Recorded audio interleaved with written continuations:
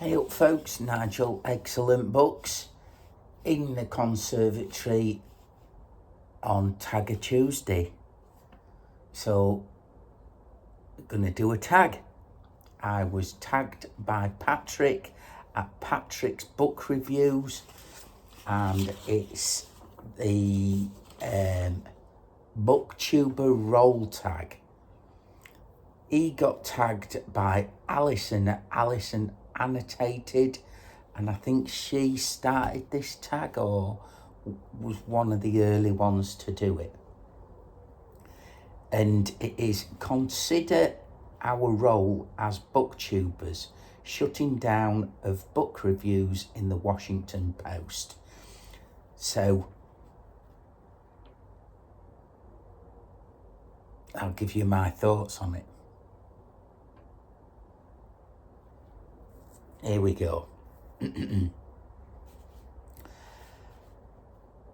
Number one, how do you view your role as a booktuber? Examples: critic, curator, influencer, entertainer, or educator. That's a tricky question for me because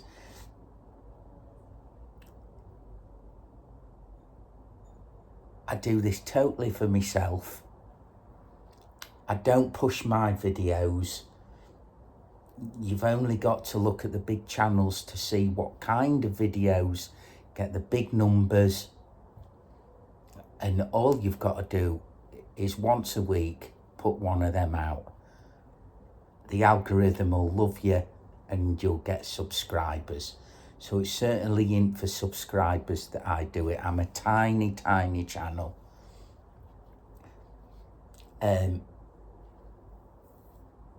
A critic, I can't call myself a book critic. You know, that is a whole different job role, in my considered opinion. A curator, I'm not a curator, I'm a collector.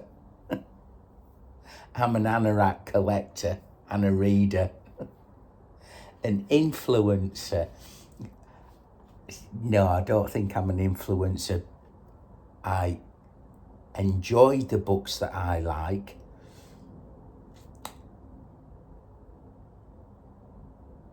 and I like to tell people about them. Educator, as will come apparent later on, I'm not an educator, not at all. Within books anyway, you know. So I'm a bit of a collector. I hope you find it entertaining. I often do. But anyway, that's that. Number two, do you have any educational background in literature or literary criticism? And if comfortable sharing, do you have any other education or professional experience that you would bring to bear on your reviews? Absolutely none. I left school at 15 with no GCSEs, no A-levels, no O-levels, nothing. All I wanted to do was climb and travel.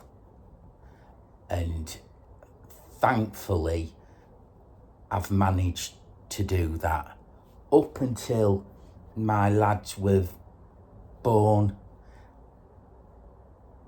which is what, under 24 years ago, 25 years ago. I've never had a proper job. I've just travelled, climbed, took people out climbing, been given gear, had me photograph taken in books and magazines, on videos, and all that kind of great stuff. Not a proper job like I've got now.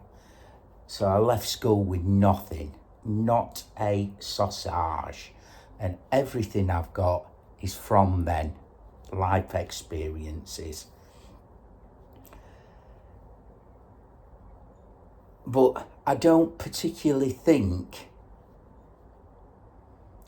my role needs a literary criticism background or highly educated in English literature background, because all I'm doing is giving my thoughts. You can't call what I do anywhere near the book reviews that they do in, I don't know the Washington Post, but I do know the Times in England, the Observer. You get a Sunday supplement, and within that there are book reviewers, and book reviewers have pages and pages of them. It's a long time since I've got them magazines, but if they're about, I always read the book reviews, and they are totally different to the stuff that I put out. I'm enthusiastic about the books I read, and it's a conversation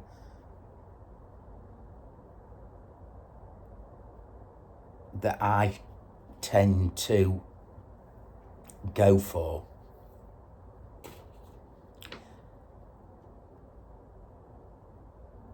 Yes, so I've got no literary education at all. There is obviously a place for someone like that, you know.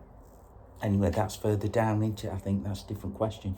Number 3, do you typically do any research or either the book or the author before you review a book? So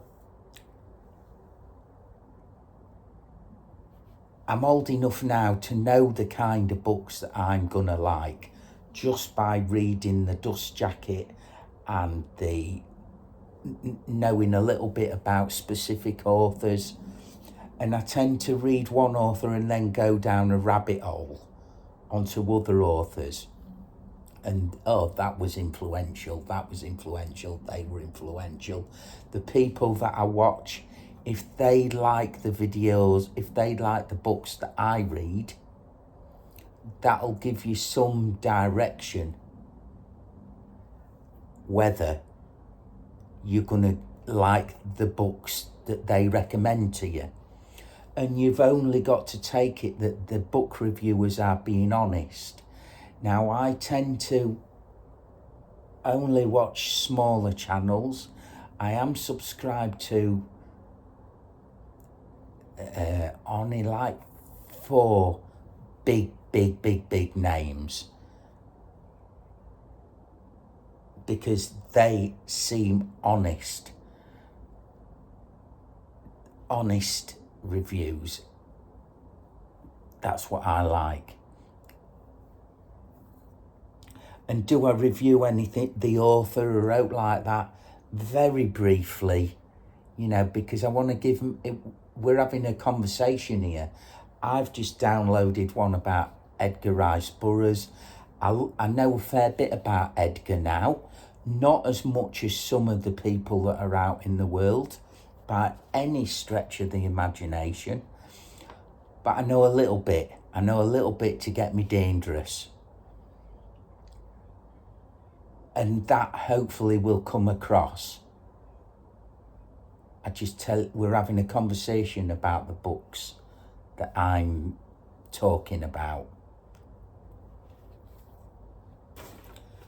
So number 4, do you focus your reviews more on the objective qualities of a book or more on subjective opinions about it? You see, it's hard because I do, in all honesty, I should have said this from the start, I do feel a little bit of a fraud because I've got no literary background.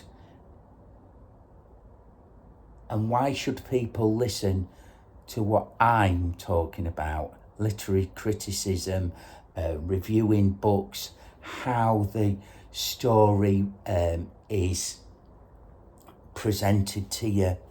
You know, I know nothing about that. Not a thing. I know whether it's good.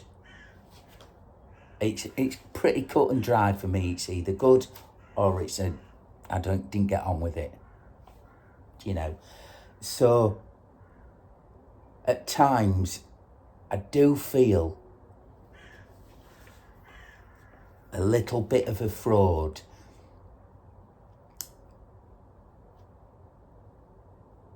telling you about the plots, the plot summaries, everything like that, because I would like to.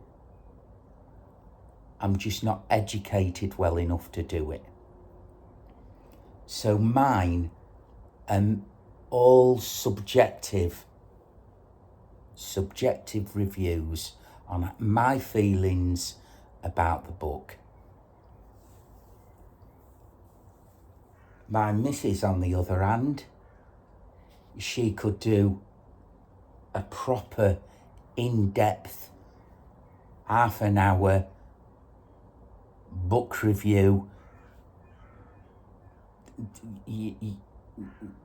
She's the proper brain box in the house, but I'm definitely not. And when we talk about books and we read totally different books, you can Broken Wings having a scrap.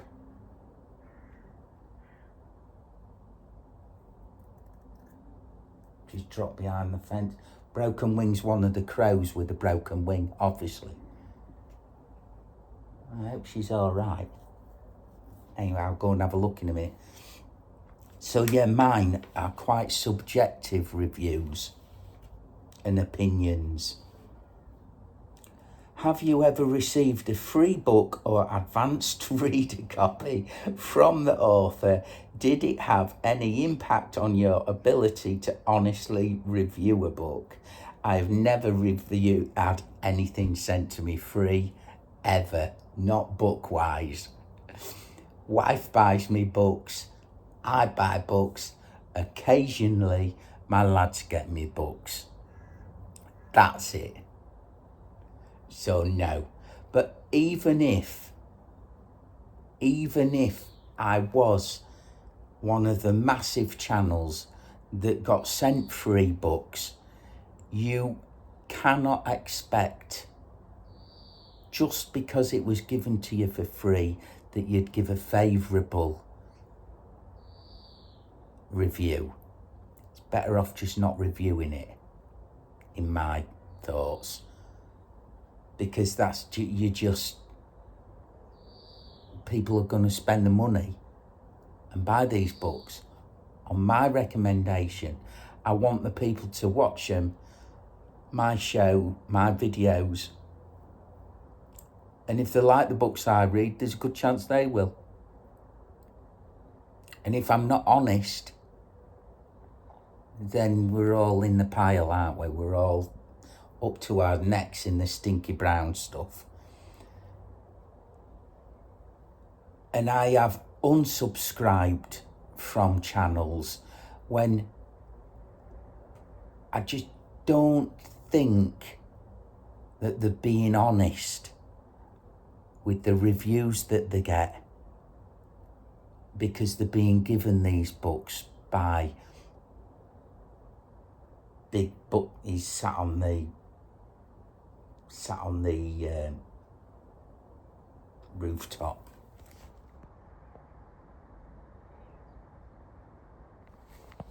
I don't know whether you got him there. I think it's a female. Don't know why I keep calling him him. But his right wing's really bent out of shape. I've talked about it before anyway. So, God, this is a bit, isn't it? Typical.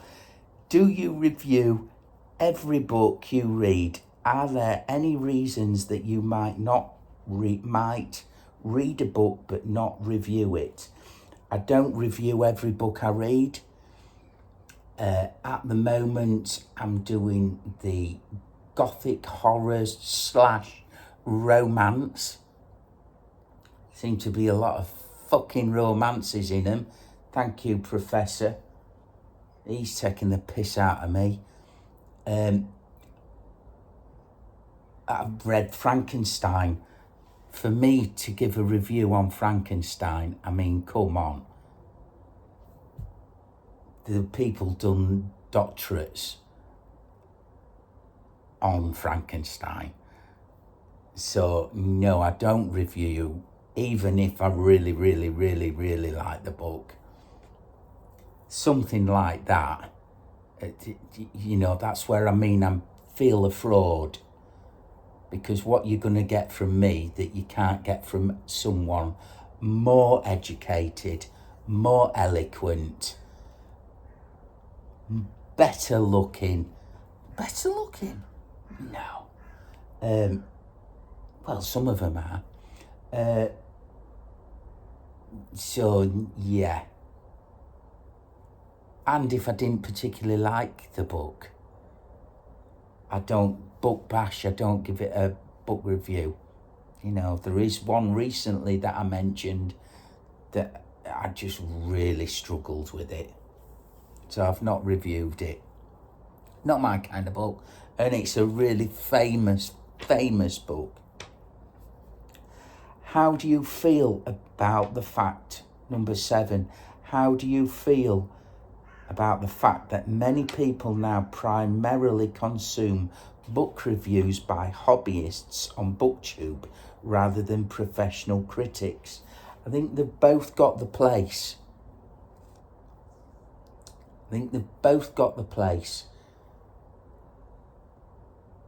We're just having a conversation here. Because there are very few people that I know now that I talk to on a regular basis that read the same as I do. And that'll come up in my thoughts / book reviews. There is a place for people like me, for normal, everyday, working class, uneducated monkey boys and monkey girls that can feel intimidated by some of these literary critics. Although there is a place for professional literary critics as well. And it's going to be an up and down thing, isn't it? Sometimes, at the minute, the YouTube things are up. A year, 9 months, the reviews might take a slump and a different kind will hit the ceiling and the literary critics will come back. It's an upsy downsy game, and I think at the minute the literary critics are at the bottom, more popular book reviewers are at the top on YouTube. But it'll go and find its equilibrium, I reckon. And number 8, tag others. So there are 2 that I'm gonna tag, and these are, one I think is over 1,500, 1.7, something like that. He's a big channel. I've just found him and I really like him. He's got a fantastic beard, fantastic hair, but he's got some really good points to say about his books that he reviews. He does lots of shorts that are straight to the point, and I really like his content, and I'm working through it. And that is Macaroni Books. I really like that geezer. I really do. But he's a big channel. And then the second one I'm going to tag is Maybury Book Club. Matthew, he's called. And he's a massive booktuber. Reviews are fantastic. Doesn't read a lot of the same books that I read, but I have bought books that I thought I might like from his channel's recommendations. And do you know what? I do like him. So I do look forward to his content. And I've been a long time subscriber to him as well. But he is an enormous channel. Absolutely enormous. Very softly spoken young fella. Really good. So I really like him as well. So the two that I'm tagging are Macaroni Books, Mackaaroni Books, and Maybury Book Club.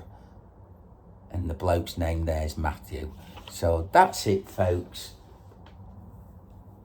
Stay gorgeous. Keep reading. And I hope you enjoyed it. Ta-da, folks.